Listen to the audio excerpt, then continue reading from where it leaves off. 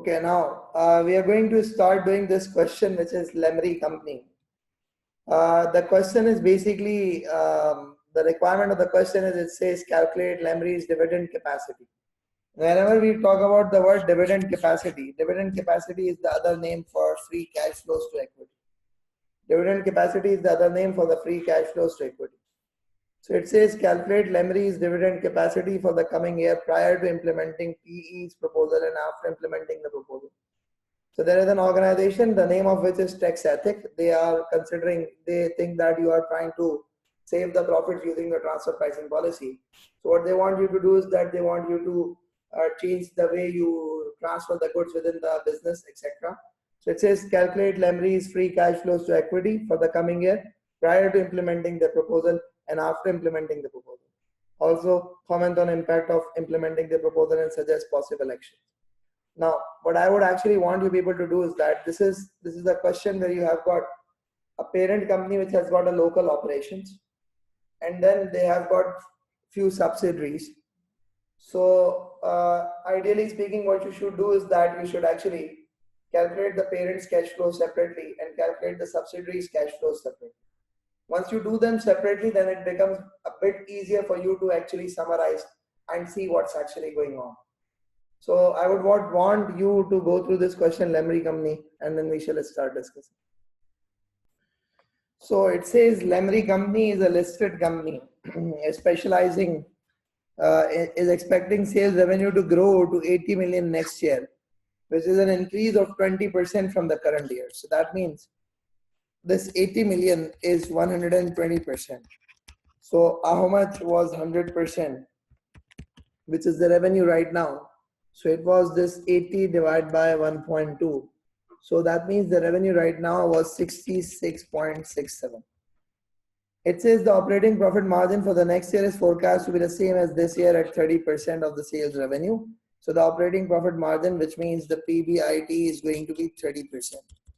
It says in addition to these profits, Lamri receives 75% of after-tax profit from one of its wholly owned foreign subsidiaries, Magnolia. However, its second wholly owned foreign subsidiary does not pay dividends. So in addition to its own cash flows, it gets dividends from its foreign subsidiary. It says Lamri is due to pay dividends of 7.5 million shortly and has maintained a steady 8% annual growth rate in dividends. The company has grown rapidly in the last few years as a result of investment in key projects, and this is likely to continue.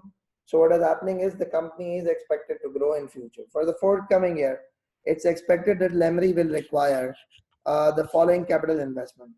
So it says an investment equivalent to the amount of depreciation. So what is going to happen is the amount of depreciation that would be added back and the amount of investment that needs to be deducted are the same. So that means there is no adjustment that's needed.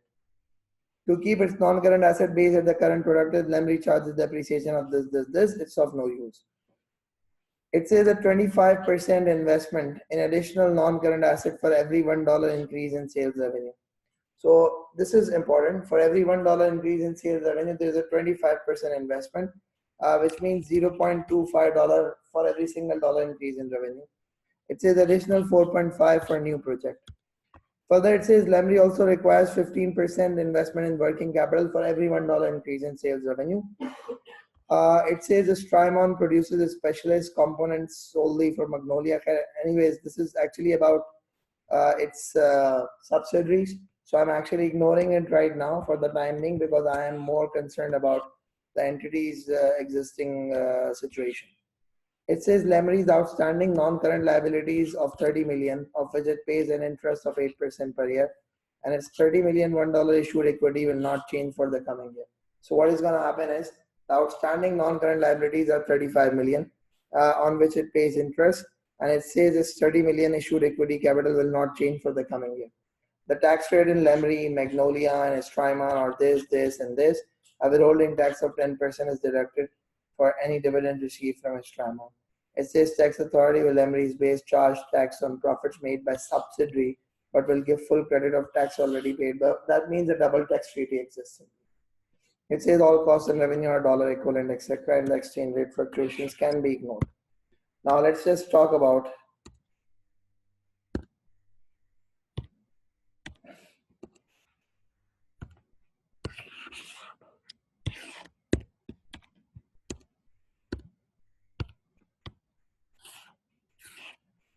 Okay, so let's talk about few situations. So we need to actually have this Lamri companies things. First of all, its sales are going to be 80 million for the next year. The PBIT at 30% is going to be 24. So what is going to happen is we are going to say that we are going to deduct the interest, and the interest is going to be this 35 million into 8%. How much is it? 2.08 is the interest. So we end up getting the profit before tax and okay.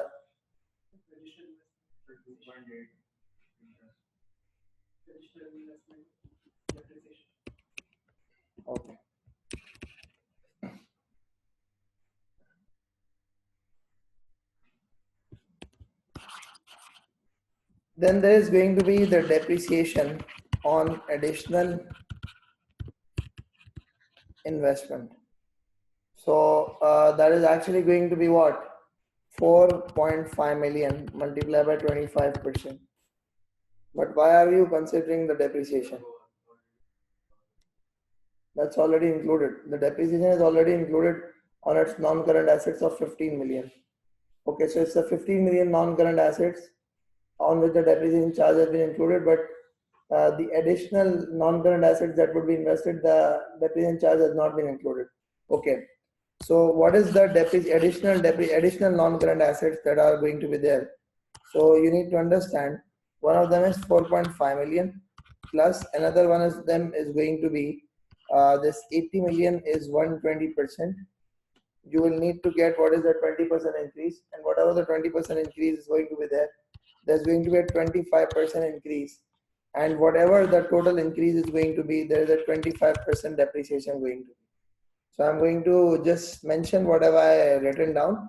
I've said that this is 80 million the revenue for the next year. It's 120%. That is, it's a 20% growth. So what was the 20% growth? This is the differential level. So this is the increase in revenue, and we need to invest in 25% of the increase in revenue. So whatever, this is the investment amount, and then there is this 25%. So resultingly, the investment amount of this one turns out to be what? 80 divided by 120. Excuse me, sir. Yeah, sure. But why we are not charging the depreciation or equivalent to that is equal to 15 million of to 25%? That's already charged. That's already charged.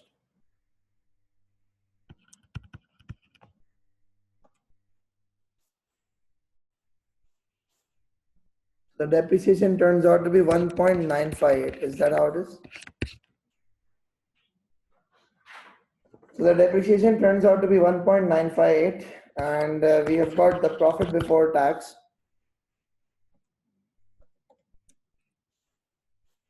We've got the profit before tax of 19.24.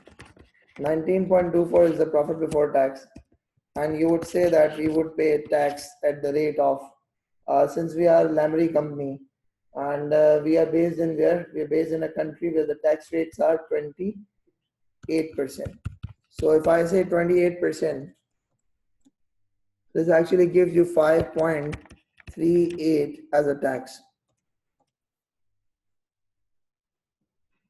And the overall, it's going to be 13.86, which is going to be the profit after tax. Then what happens is you're going to add back the depreciation. You're going to add back the depreciation, which is the total depreciation that we deducted is 1.958. 1.958, whatever depreciation that we did deduct, we need to add that back. Okay. So are we also going to add back the depreciation on the 15 million? The answer is no, because it says whatever the depreciation is going to be, an equivalent amount of investment in non-current asset is also going to take place. So whatever is added, that is deducted again. So that means no net effect. And at the same time, we have got this investment in non-current assets, which is 4.5 plus 3.33. So 4.5 plus 3.33 is actually 7.83 is the additional investment in non-current assets. Furthermore, there is actually going to be an investment in the working capital, How much is going to be the working capital investment? It's going to be 80 upon 120 multiplied by 20 multiplied by 15%.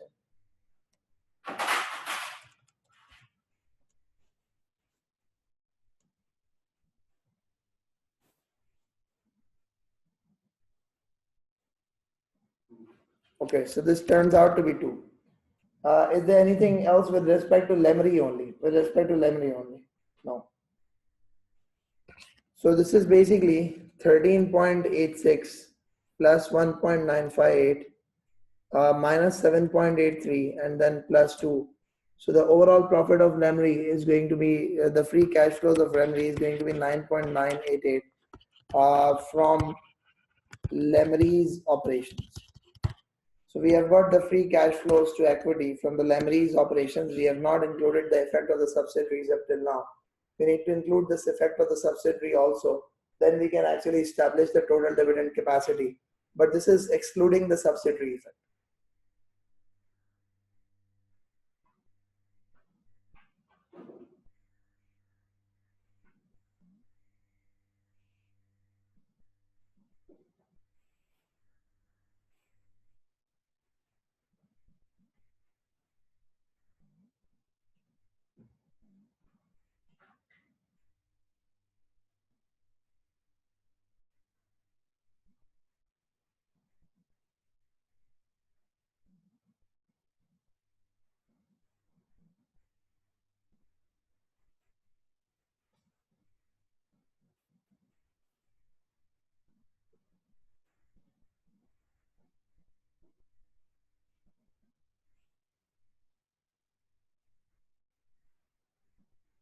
Okay, now let's move forward and let's discuss about the subsidiaries.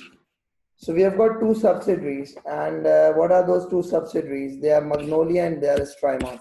So I'm going to talk about the subsidiaries now, and let's see how could they have an impact upon the cash flows.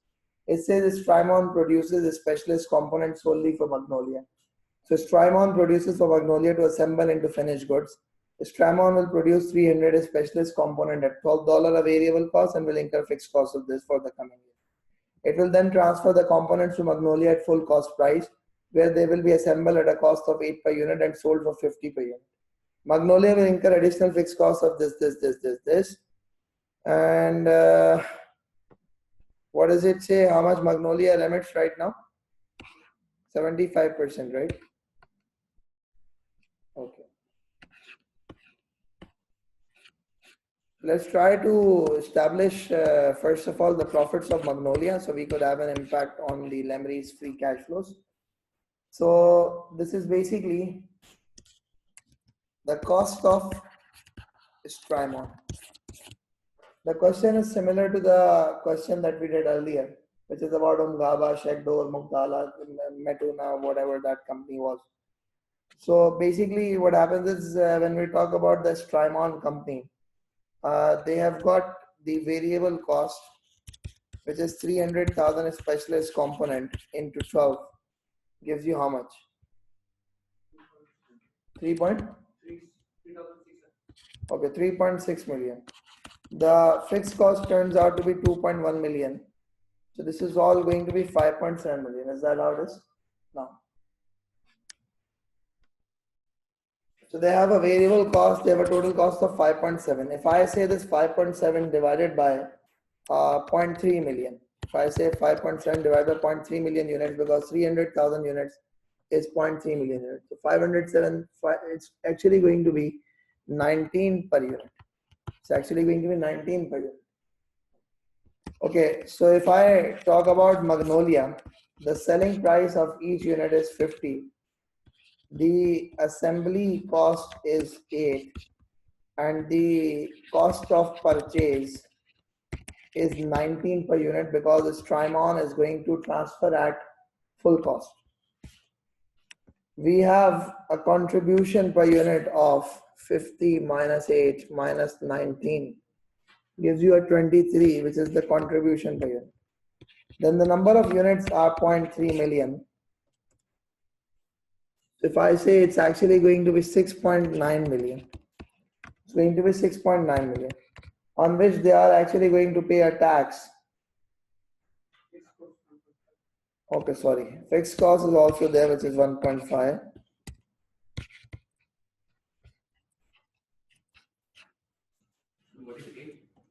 Sorry.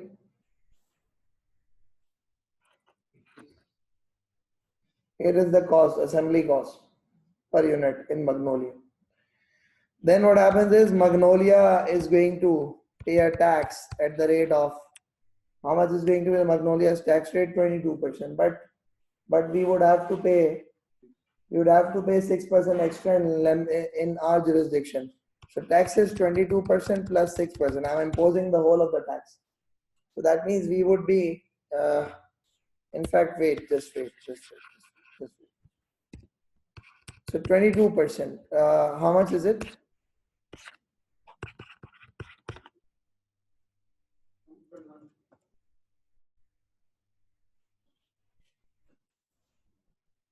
Okay, so remaining is 4.212.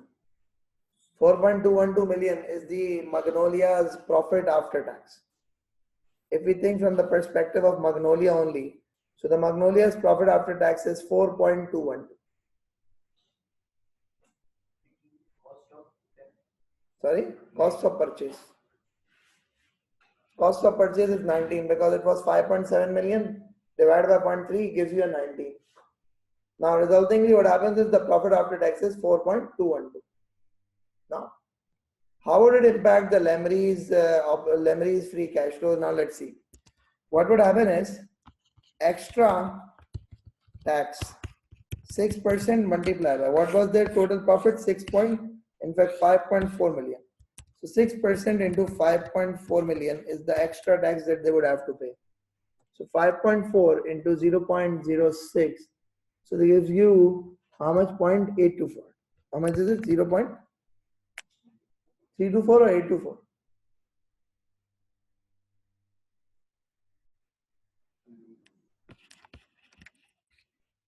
Okay, then we say that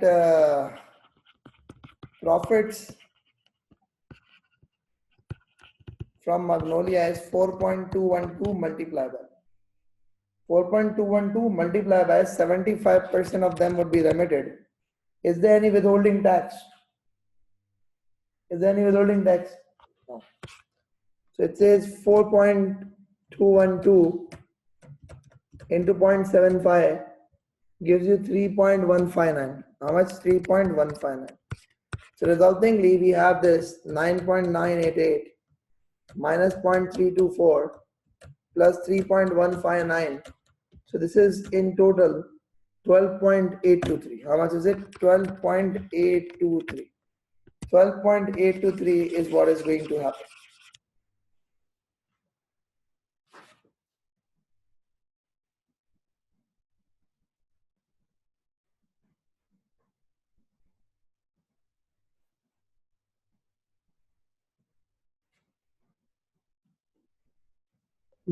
Excuse sir.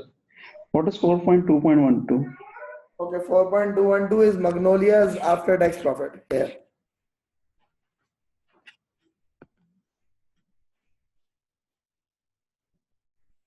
$4.212 is Magnolia's after tax profit.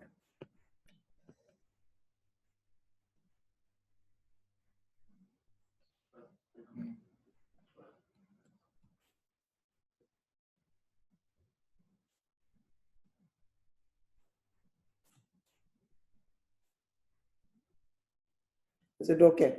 Okay, so we have attempted one of the things which is before implementing the tax ethics proposal. So I'm going to keep it till here, not going to go ahead. You can try it on the basis of the concept that we discussed in the previous question, that there's going to be now a change in policy and you need to calculate on the basis of it.